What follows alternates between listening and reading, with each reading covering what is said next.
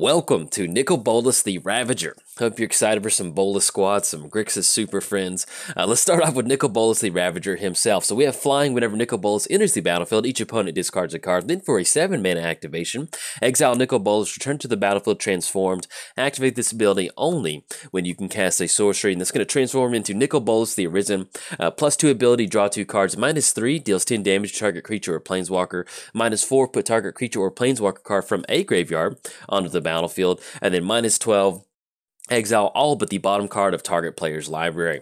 This is a wonderful commander to get down. You're going to get down Nicol Bolas, really start attacking your opponent's hand by making them discard a card.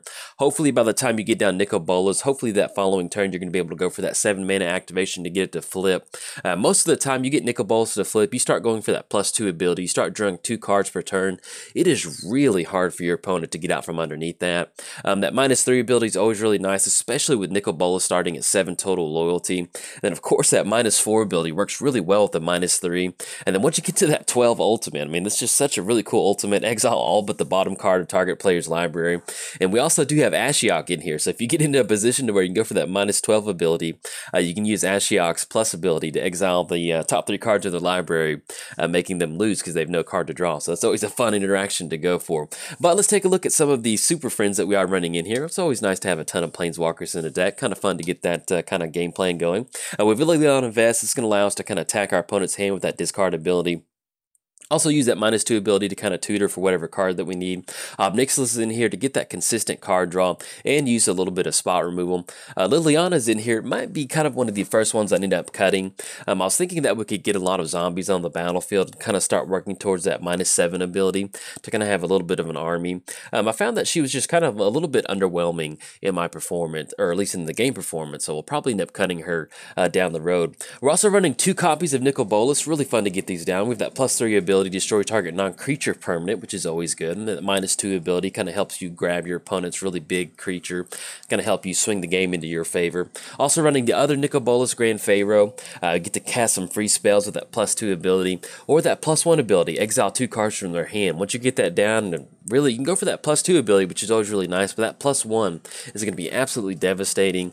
By the time you get down God Pharaoh, typically they're going to have 2 or 3 cards in their hand by that point in the game, and that +1 ability is going to be more than enough to just kind of seal the deal to make them go into some sort of top deck mode to where they can't really bounce back from that.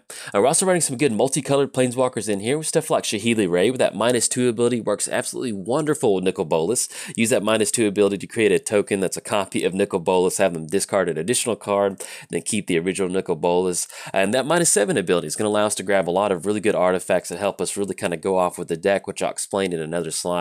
We're also running Ravager. It's going to work out really well with our mana rocks with that +1 ability, and that ultimate is going to allow us to take a few extra turns.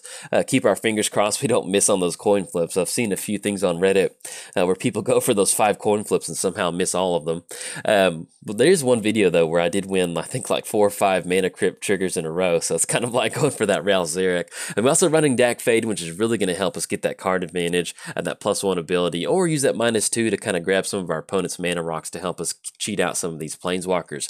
We're also running Ashiok. You know, there's going to be some times when the board kind of stalls out. It is a little hard in Commander to mill your opponent out with Ashiok's +2 ability. I have run a Sultai Super Friends deck where our win condition is grinding our opponent's deck out +2 at a time. And so you can exile the top card of their library. You can do that with Ashiok, but we're basically going to be using Ashiok as a little bit more of a value creature. Use that -X ability to put some good stuff on the battlefield. Also running Duretti, love this one. Get that colorless artifact creature token on the battlefield. We can use that -1 to sacrifice that token to destroy target creature. And that -6, if that's something that we can work towards, making a copy of any sort of our mana rocks, will really help us kind of dump some mana into some of our really big payoff spells. As far as some of the blue planeswalkers, of course we're running Jason here, which is going to give some really good card advantage. Jason Mind Sculptor, you know him. Tamio is going to allow us to kind of tap down some problem permanents for us, and at the same time go for that -2 ability if they tap out to swing at us or something like that. And then Jace, Architect of Thought, once again is going to allow us to kind of dig a little bit deeper into our library with that -2 ability. We're also running Tezzeret, the Seeker. which is always really good in here. We have some pretty good artifacts that pair well with Tezzeret too. That +1 ability is going to work out really well with our mana rocks, and also with that -X ability. We do have Paradox Engine and Chaos Wand in here, so let's say that we have more than enough mana rocks on the battlefield. We get down Paradox Engine, get down Chaos Wand, we can start casting stuff out of our opponent's library to really kind of start filtering through some really good value spells, or just literally cast all the instant or sorcery spells they have. We also have some other good stuff to kind of grab off of Tezzeret, the Chain Veil, which is going to allow us to go for some extra Planeswalker activations, and Sword of Feast and Famine, just in case we need to go Nicol Bolas, kind of Voltron, swinging across to generate a little bit of extra mana with swinging in with that Sword of Feast and Famine. Now, since we are running a ton of mana rocks in here, couple of the few payoff spells that we do have is going to be Pull from Tomorrow, Cruel Ultimatum, and Rakdos Return. Let's say that we do get down Chaos Wand and Paradox Engine, and we have more than enough mana to kind of tap out for a ton of mana. That's going to allow us to tap out for a really big Rakdos Return to deal that damage and make them discard a card. Or simply just, let's say we don't really have a ton of Planeswalkers on the battlefield, we can tap out for a really nice Pull from Tomorrow, which will allow us to kind of dig a little bit deeper into our library. Now, we are running blue. Of course, we're going to run some sort of card advantage, so we have stuff like Mystic Confluence that's going to double as card advantage and a counter spell. Steam Augury and Factor Fiction allow us to dig into our library just a little bit deeper, and the same thing with Supreme Will and Impulse. Once again, allowing us to kind of dig just a little bit deeper in our library to find some sort of answer for whatever the situation that arises. And of course, we are in Grixis, so you want to have some sort of board wipes. You want to make sure that your Planeswalkers are protected on the battlefield. Crux of Fate is going to be a wonderful one-sided board wipe. Destroy all non-dragon creatures, leaving Nicol Bolas on the battlefield if you need that dragon for some reason. And then Blasphemous Act and Toxic Deluge are going to be some really cheap board wipes. And of course, we want to make sure we're the only Planeswalker on the battlefield, so we have stuff like Dreadbore and Hero's Downfall, doubling as a destroy target Planeswalker or creature if the situation arises. Now, that's going to be it for the deck tech. I do have 3 gameplay videos up for you right now if you want to check them out. So head over there, watch them, have some fun, and I cannot wait to keep recording with Nicol Bolas. If you enjoyed the video, like and subscribe. Thanks. Bye.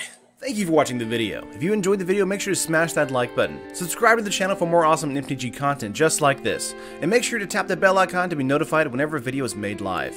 If you want to keep watching content, here are 2 more videos for you. This video and many others are sponsored by MTGO Traders and Cape Fear Games. Buy and sell digital singles to build your online collection today with MTGO Traders, and get your paper singles, accessories, and much more from Cape Fear Games. Whatever your Magic needs, both places have you covered.